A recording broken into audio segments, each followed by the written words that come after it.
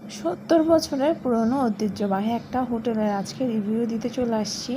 দুপুরে চলে গিয়েছিলাম এই হোটেলের বাইরে খেতে, আর কী খেয়েছিলাম, কোথায় গিয়েছিলাম সব কিছু নিয়ে থাকছে আজকের ভিডিওটা। তো প্রথমে নিয়েছিলাম হচ্ছে যে মুরগির কালো ভুনা, চিংড়ি মাছ, মাটন, তারপর ছিল রুই মাছের ডিম, আর হচ্ছে সালাদ ছিল মোটামুটি ওদের স্টাইলে করে কাটা ছিল এগুলো, আর ছিল হাঁসের মাংস। যদি আমি হাঁসের মাংসটা এখানে স্কিপ করছি, তো আমার কাছে কিন্তু এখানে ছাগলের মাংস আর হচ্ছে কালো ভুনাটাই ভালো লাগছে, অন্যগুলো তেমন একটা আমার ভালো লাগে না। এরপর হচ্ছে একটু কোক দিয়ে গলাটা ভিজিয়ে নিয়েছিলাম। আর এটা ছিল কেসিদিয়া রোড, হাজারকুলদির সামনে হচ্ছে একটা হোটেল এটা, আর এটার নাম ছিল হ্যাপি লস। এটা কিন্তু অনেক পুরাতন একটা হোটেল। এরপরে চলে যাচ্ছিলাম রাধিকাস কিচেনে।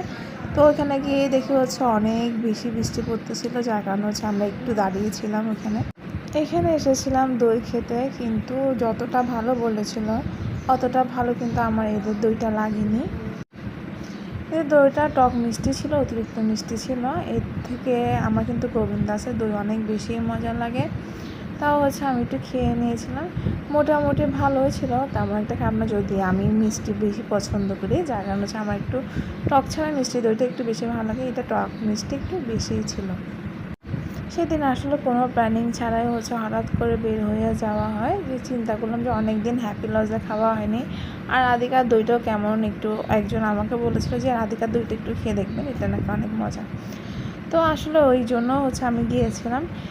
এরপর জামাল খান খাওয়া বেস্ট জুস বারে চলে গেছিলাম, ওইখান থেকে গিয়ে নিয়েছিলাম দই ফুচকা আর লেমন মিন্ট।